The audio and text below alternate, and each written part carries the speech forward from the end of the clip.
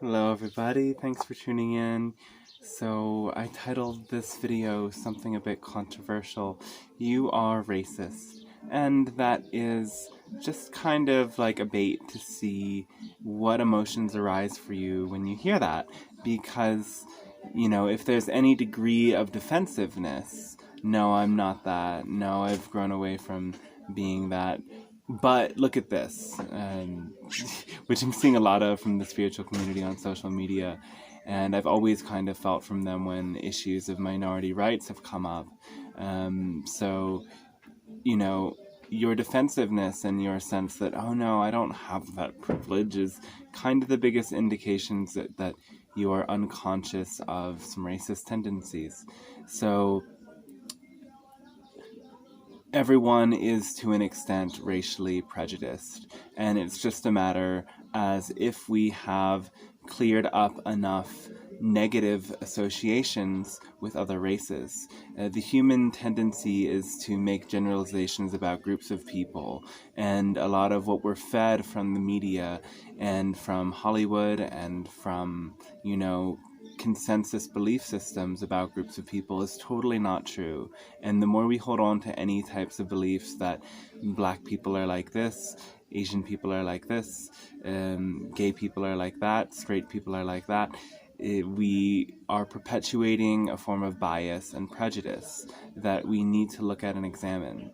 So everyone to an extent is racially prejudiced, and it's just a matter to which extent are you willing to look at that and examine that and process that. So now there comes some issues of semantics that is actually a really important thing to look at to gain a more complete perspective. So I've said you are racist, but from certain perspectives that can't be true. If you come from a minority race that has been oppressed by some definitions of what racism is, you cannot be racist, because racism is a systemic oppression of certain races that keeps one race above the other. And from that perspective, then, to have a bias against another race if you are a minority is a racial prejudice and is not racism. So when we start to look at the language of this, there's a lot to unpack, and this is something that comes up in just stupid little semantics as well when people talk about, they get so offended by this idea that Black Lives Matter, so they say all lives matter. And I saw the most important, most relevant meme for me around this was one that I saw that said, yes, of course all lives matter, but saying that in this circumstance is like expecting the fire truck to come and water down every house when only one house is on fire. Yes, all houses matter, but your house is not on fire, so why do you need that energy? And in this case, why do you need that attention and that awareness? Because ultimately here, other groups of people globally are not oppressed the same way that Black and people of color are oppressed. And we really need to look at this. So this came through in the Pleiadian transmission yesterday, or maybe it was the day before at this point, that, we have this idea of unity consciousness that we're all moving towards as we ascend to 5D. And in 5D and higher, everything is already unified. Yet, in order to actually bridge this physical dimension that exists within 3D and 4D up into 5D, we have to kind of do the groundwork to make unity that is that present reality up there something that manifests into this reality. And now that really isn't the case. Right now, there is on paper these ideas of making an equal world, but in reality, the world is not equal. And if we're truly working in an Aquarian perspective, we can't bypass and say, oh no, well, everyone has this opportunity. Everyone has their own soul that's come in on their soul agreement and has to show up to the law of attraction, because they can create anything they want, and it doesn't matter where they come from. That's inherently not true, because, people incarnate into trauma, and that trauma is perpetuated. And it's something really important to look at, that both energetically we have been able to witness how trauma lives on from one generation to the next generation. And we are now seeing that in science. They can even pinpoint, certain experiences our father, our grandfather, grandmother, mother, whoever in our genetic line have had, is then translated into an experience in our life, and a belief or an emotional pattern, something of this nature. So in order to really work through and release this stuff, we have to kind of take into consideration everything that has brought us to this point. And when we see from this perspective, we can also see that, different races have kind of thrown back and forth these sorts of wars and oppressive systems since Roman times, and certainly before that. And so the ones who have become oppressors at one point have been oppressed in their genes, in the timeline. And so yes, none of this is unique, but this is a more recent wound that hasn't been given the chance to heal, and it's been passed down, and poverty has been passed down. If you really understand this law of attraction, it takes so much more work when you've practiced a lower vibration and you've grown up in that lower vibration of a poverty consciousness to transcend it than it does if you are just born into it. And we see people who are born into wealth maintain their wealth even if they do nothing. That's privilege, and we need to examine this and deconstruct this and not be so defensive about it. And when somebody is asking you to look at your privilege, they're not saying you haven't been challenged, or it hasn't hurt you, or you haven't had a hard time in this life. We all are going through it on this planet, and it's not easy for any of us. So we do need to keep those perspectives open and be able to, understand, yes, everyone's suffering. So I'm also not in support of people who are actively shaming others, but I'm really encouraging everyone to look at this. And it's really disheartening for me to see in the spiritual community that people don't want to look at their privilege, and people don't want to show up for what is happening right now.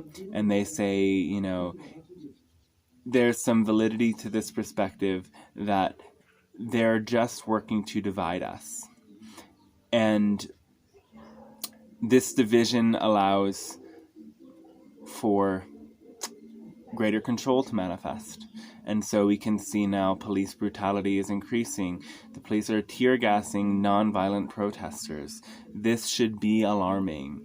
And, I am in this funny position how I see things, and that I wouldn't encourage people to go out and demonstrate and put themselves in harm's way, because in a way, when you're showing up for that, you are kind of inviting in that attack, and you're kind of condoning that, oh, this response that I see coming, like that's something that, I can just endure. That's not self-loving. That's kind of, reinforcing trauma. If you've had trauma, or if you don't have trauma, you certainly don't want to incur new trauma. It's dangerous, but I don't see it as a fundamentally bad thing. I just see that we're in these really intense times where we really have to stand up for what we believe in ways that are truly non-resistant and are truly self-loving, that are not putting ourselves at risk. And at the same time, I've seen people saying that, ridiculous things.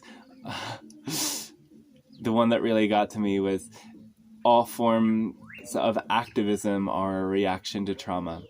And there's totally truth to that. But if you are really traumatized, what you have to do is you have to stand up in the face of oppression and create a new life for yourself. So if you have trauma from abusive relationships, you don't just, surrender to your abuser and be like, oh no, it's all right. You can keep doing that to me. So, when a whole race is abused by a system and a society, or a whole demographic of people with gender identity or sexual orientation are abused by a society, we don't gain change and freedom and heal from trauma by being like, it's just all right, I'm going to stick it out. We have to actually create something that's different so that trauma doesn't continue. And it's easy to say that, oh, all of this is based in trauma, and it's almost like this very disgusting spiritual attitude as to, oh, you're in pain, you're of a lower vibration. And I think this speaks to a bit of the kind of absolute polarized thinking that has been such a part of religion in this Piscean age and still translates into New Age spirituality, that the good feelings are all right and the bad feelings we have to avoid. If you're feeling angry or upset or aggressive, that means something bad about you, and it means you're doing something wrong and you're not of the higher vibration. And this kind of, it's a gaslight for one, and this also puts people in an echo chamber where they dissociate from the people who are suffering and who are having issues, and they just go into their own reality bubble. It's really toxic and really terrible, and it's really commonplace. So, we need to be willing to feel the suffering of everybody and stand for it, and understand that until everyone on this planet and this dimension is free, no one is free. And that is a really important thing to understand. If you're really an empath, you don't heal yourself and the world by shutting off your empathic gift and only directing it to certain people. You keep your heart open to the suffering of the collective, and you say, I'm willing to feel this with you until we create the world where all of us are free. And so that's why I'm here saying this right now, is because I feel the suffering that people are enduring, and I understand what it's like to be a minority and to be not understood. And if you are in this sort of majority or non-oppressed demographics, you've got to really put yourself in those shoes and do like a 15-20 minute meditation. What does it feel like to be a Black person? What does it feel like to be a gay person? What does it feel like to be a Black gay person? So, imagine fully what that experience is like from every angle. Put yourself in those shoes and feel all of those feelings, and come to, see that and really listen to people. So it's just like incredibly ironic that people in the spiritual community who say that they are all love and light and they are all about healing are not willing to listen to the stories and the feelings of oppressed minorities right now. We need to listen to each other, and even if we have nothing to say, we need to listen and stop making each other wrong, and stop clinging to spiritual ideologies that protect us from feeling the pain and suffering from others, that close us off. So yes, it's all one, and if you really tapped into a state of oneness, you'd be able to feel with every single person on the planet that's suffering, and you would be able to understand what perpetuates their suffering, and you wouldn't stand for it anymore. Okay, if you were really open to that idea of oneness, you would be able to feel with every single person. So all of this said, Black Lives Matter, and we need to bring this into awareness. And of course, there's police brutality against white people as well, but Black people are somewhere around 3 times more likely to be abused by the police, and they face it all their lives. I know, my Black friends say to me often how much more men are faced with intense experiences with police officers, and women abusive or sexually derogatory or catcalling experiences. So they report this so much more often than any of my white or even lighter skinned friends report. So if you're not tapping into this, you probably live in a bubble reality. So all this said, there are some fishy things going on, and I do feel that there's evidence that a lot of these protesters are for hire, and that they are incentivizing conflict because, you know, they want you in fear. They want as many people as they can get in fear. We have this splitting prism where we can pivot again. So we're at a pivot point where we can move into a higher ascending timeline. And those forces at work, the Illuminati, the Cabal, the energy parasites behind them, known as archons, are attempting to take their last hold and shift humanity into this timeline. And that timeline already exists, the timeline of even greater control and even greater militarization and oppression. So they want that energy of fear, and they're seeking to bring it out in every way possible. And they're seeking to bring us to feel the otherness in each other. And this is the greatest illusion of all. Race is an illusion, ultimately. We are all one race. We are all one species. We are all one. And we have to, in order to experience oneness, actually acknowledge that this mental construct has been in place for so long that it is continuing to divide us, and we need to dismantle it. We can't just say, we're all one, we're colorblind, and then expect it to get better. We have to actually do the work. We can't just say that we want this one thing and then expect it to change. We have to stand up for it and act in accordance with it again and again and again. So, you know, I am not condoning anything that divides us further, and I don't even think that protesting is really a good solution when you're putting yourself in harm's way and when you're giving strength to the cops. What you resist persists. So what I encourage people to do is, again, listen to their Black and POC and minority friends and hear those stories and give that voice broadcast out there, and keep speaking to these people who are going down this white supremacist or spiritual denial route, and bring them to shift their perspective. Because when, again, every little piece of this great puzzle of reality shifts on board with the vibration of love, it allows for even more and more people to shift into that vibration as well. So we need to keep up and keep spreading these messages, and, you know, support these communities as you can. Donate if you can. Donate your time and energy as you can, and be really present with what's coming up.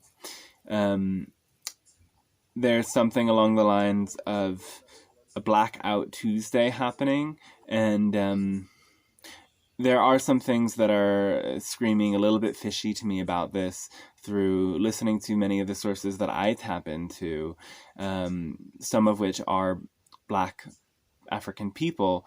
There's something up with this. For one, as Infinite Water says, the founder of this Blackout movement is owner of Atlantic Records, and Atlantic Records is perpetuating music that condones violence against women.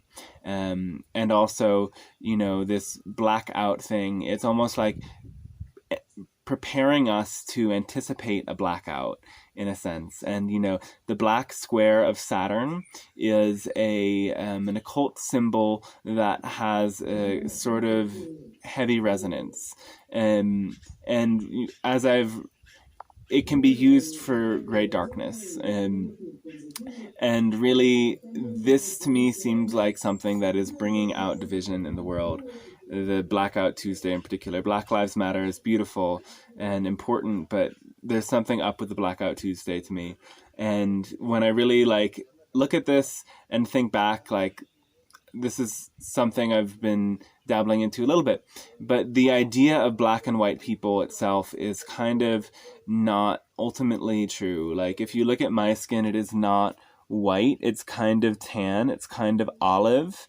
And if, I really wondered when I was in preschool, I went to a school with a lot of Black African American people, and I wondered why we called them black, because they were brown. Their skin is not black. Like, black is the color of this stone, right? It's and their skin is very sometimes very very dark brown, but it is not black. And why this is an issue is because even before this concept of race was invented, is, black was really associated with many things. It was associated with the darkness, the devil, bad, wrong, evil, black-hearted, black magic. There's a lot of these phrases, and this idea of the word lack is then present in black. And so some people have, incentivized, like, why don't we change our whole language around black and white, or stop saying things that are dark are bad. And to me, it's more like, well, I feel like when energetically I perceive negative energy, it often has that color of darkness, a shroud of darkness to me. It's almost like, well, all these associations have come for a reason. And this isn't to say that all darkness is bad, because the sky is dark. The sky is very dark, and all of the stars shine there. And the darkness actually gives the light a better chance to shine through. And we see, the black matter, the dark matter in the galactic center. This is cosmic information that attunes our DNA, and this is where so much of the information in the star codes come from. And at the same time, the black of the earth, the fossil fuels, the soil itself, this is where we get our nourishment and our vitality. And I think dark skin is beautiful, and I think it in a way symbolizes that deeper cosmic connection and also the earth connection. And there's so many signs of this is just going off into some weird tangent in a sense, but there's a lot of signs of like how important the sun is for us in bringing in melanin into our bodies, and what that really does to nourish us. So when people, further north you go, the more depressed people are. It's just some interesting things to look at. And these are, again, like my own ideas that are, in a sense, not as deep and important as maybe what I was saying to begin with. But I think these are things we need to come to look at, that even in these terminologies, there has been some bias present, because, we say black people and black-hearted, and the mind can't help to make a generalization there. That's just the nature of the mind. So I think a lot of the political ideas where it's like, oh, don't stereotype, don't do this, don't generalize, the political correctness behind it can bring us to kind of fight against our own human circuitry, when we are programmed to make associations. But the key is that we don't make associations that are negative, that are ungrounded in reality, and that cause harm to others. Because we can't avoid making associations, but we've set up our language with this in a way that we're automatically making a lot of negative associations, and that's not cool. That's my perspective. So one last thing I would say is, I'm seeing people like getting so worked up to think that people angrily shouting, "I can't breathe," is like affirming something wrong. And here's what I'm going to say is that, we have so many strange, crazy ideas in the spiritual community. Like, sometimes I'm meeting people that think just because they're saying, "I am love and light and I am abundant," they're saying that alone is enough to change things. And in the same sense, when we're playing this language trap, that we can only say good and positive things, that's again a spiritual bypass. That's bringing us to deny reality. So yes, there's a point to all of this, like, constructing your narrative in a way that's more helpful and more liberating. And also, we can't language police ourselves. And there's a lot of people doing that and just believing these really false notions. So we're in a physical reality, and the language of physical reality is actions, right? So the actions is what manifests the occurrences in our lives. The actions is what changes our vibration, and our beliefs change that as well. So we can, and this is why, when we come to examining beliefs, we have to actually be able to say the negativity we're holding. We have to write down, okay, that's why journaling is so powerful. Write down all of that toxic shit and get it out there on paper so that you can love and accept it, because you're not changing the belief by just saying the opposite. Like you can have that clear, I paper on the other side. This is what I want. This is what I want to believe, and this is what I want to feel. But if you don't accept and look at what you're already believing and already feeling, you're never going to get to the other side. And so you have to be able to vocalize and verbalize both sides of the coin. And this is why sometimes even negative affirmations work. It helps you to surrender to that negative belief and just, accept it. So, if your core negative belief is that I am unworthy, then you just, say to yourself with the intention of releasing that toxic, heavy emotion, I am worthless, and feel what that brings up and start to bring love into that charge. And that's why there's this tapping technique, emotional freedom technique. I feel like a piece of shit and I love and accept myself. You don't just say, I love and accept myself. You say the negative thing first, because that's what the vibration you're holding on to that you need to clear. And then you say, and I love myself. And so the people protesting on the streets are not saying, I can't breathe and I'm going to die. They're saying, I can't breathe and I deserve the right to life. That's what they're saying. And everyone deserves that right for life. And, I can't breathe. This is really beautiful, because this is what the world is in. We are toxifying our planet with carbon dioxide, with all of these fuels and all of these toxins that are constantly being emitted and pushed into our reality through all of the industry, all of this. We are forcing people into toxic living environments where in most cities people cannot breathe. And now we're introducing these new frequencies that may or may not be tuned to the human energy field in the right appropriate way. So again, we need to change this mindset that we can just deny and avoid. And yes, we're creating our own reality, but we have to really work with the limitations and the oppressions and everything at work and transform it here, fully present in the now, and not deny what is, accept what is, and hear every voice, and not make voices wrong, not say, oh, you're protesting in the wrong way, oh, you're affirming in the wrong way, oh, you're asking for freedom in the wrong way, because again, that's perpetuating the system of oppression that's been saying to certain groups of people again and again and again, oh, there, it's okay, but do it this way instead. Oh, there, no, it's really okay, but actually, in order for us to give you that, you need to do this first. That's what's been happening to so many minorities, and now is the time for it to be over. So, yes, all lives matter, and in order for all lives to be balanced and equal on this playing field, we have to uplift, we have to pull up the people that are most oppressed. And there's no spiritual way around this. Again, like, this idea of karma itself was what was used to oppress in the caste system.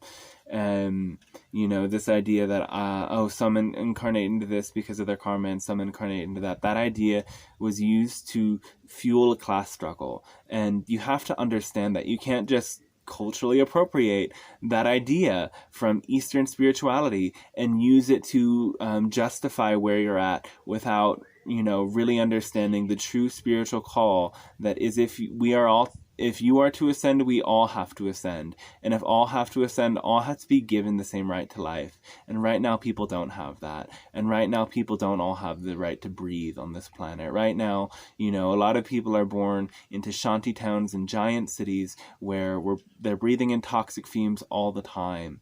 And I can't breathe is actually a perfect mantra for what's happening on the planet. And if you are just in some mental trap about this, then I would say that there's grief in your heart. There's grief in your lungs, because the lungs govern grief that you aren't allowing yourself to see. And maybe it has nothing to do with all of this struggle between people, but there's grief there that we all need to look at, and it's time for those waves of grief to clear, and understand that as you clear the grief for yourself, you clear it in the collective. So let's end the denial in the spiritual community, and let's stand up for our fellow humans and brothers and sisters and really take a stand here. Okay. I'm not usually introducing these ideas too much to my channel, but now it just feels like that moment, that window, that I'm seeing so much division and I'm seeing so much crazy that we need to lift each other up and stand for this together. So thanks so much for listening, and let me know if you have any questions and what other things you want me to share with in videos coming up, because of course the goal of this channel is still for your spiritual and cosmic connection to emerge, and for a deeper self-healing to emerge for all of us. And here's this more transcendent message that, healing your stuff is only so much of the coin, and so much of the coin is only a portion of it. Until the collective heals, we can never heal entirely. Much love and blessings, and if you've watched this far, you can take a look at the lake for a second. Again, like, the lighting situation is such that when I have the lake in the background, you can't actually see me, and you can't see anything, honestly, but here she is. This is the first sunny day in so long. I'm so grateful. Okay, much love and blessings. Bye-bye.